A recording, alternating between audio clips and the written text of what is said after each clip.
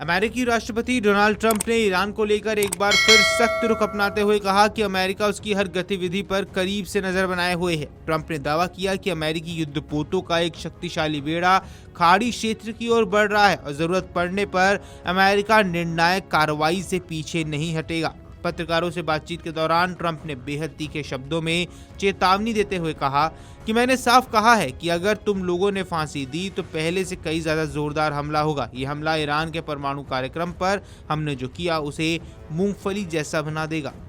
Trump के इस बयान से साफ संकेत मिलता है कि अमेरिका ईरान के आंतरिक हालात और वहां हो रही सख्त कार्रवाइयों को लेकर गंभीर है। हालांकि ट्रंप के दावों पर ईरान की ओर से कड़ी प्रतिक्रिया भी सामने आई है।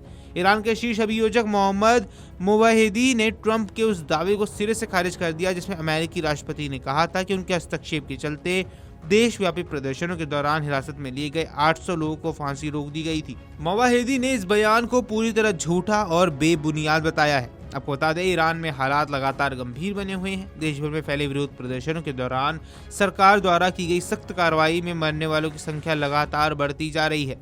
मानवाधिकार कार्यकर्ताओं की माने तो शुक्रवार तक ये आंकड़ा 5002 तक पहुंच चुका है। उनका कहना है कि ये आंकड़ा और भी ज्यादा बढ़ सकता है क्योंकि 8 जनवरी से देश में अभूतपूर्व इंटरनेट पाबंदी लागू है, जिससे सही जानकारी बाहर आना बेहद मुश्किल हो गया है। मानवाधिकार संगठनों का दावा है कि ईरान के इतिहास की सबसे बड़ी इंटरनेट बंदी है। वहीं अमेरिका स्थित human rights activist news report ने अपने रिपोर्ट्स में कहा है कि अब तक मारे गए लोगों में 4716 प्रदर्शनकारी शामिल हैं, जिसके अलावा 203 सरकारी कर्मचारी, 43 बच्चे और 40 आम नागरिकों की भी मौत हुई है।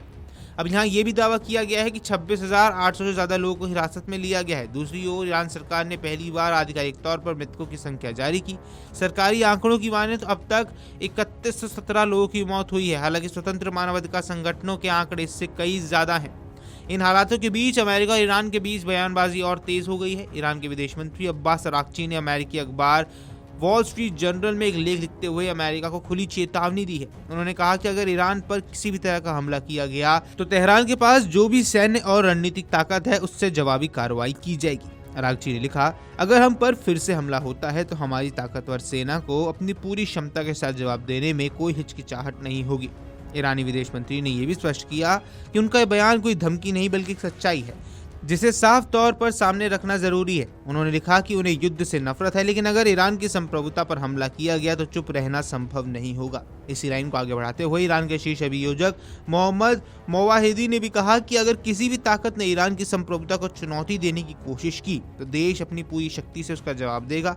उन्होंने ट्रंप के बयानों को गैर जिम्मेदाराना बताते हुए कहा कि अमेरिकी राष्ट्रपति अक्सर मनगढ़ंत और निराधार बातें करते रहते हैं। इसी बीच सैन्य स्तर पर भी गतिविधियां तेज होती नजर आ रही हैं। रिपोर्ट्स की माने तो अमेरिकी विमानवाहक पोत अब्राहम लिंकन और उसके साथ मौजूद हमलावर जहाजों के समूह को दक्षिण चीन सागर में चल रहे युद्ध अभ्यास से हटाकर पश्चिम एशिया की ओर मोड़ने के आदेश दिए गए हैं। इस कदम को ईरान पर बढ़ते दबाव और संभावित सैन्य विकल्पों के रूप में भी अब देखा जा रहा है।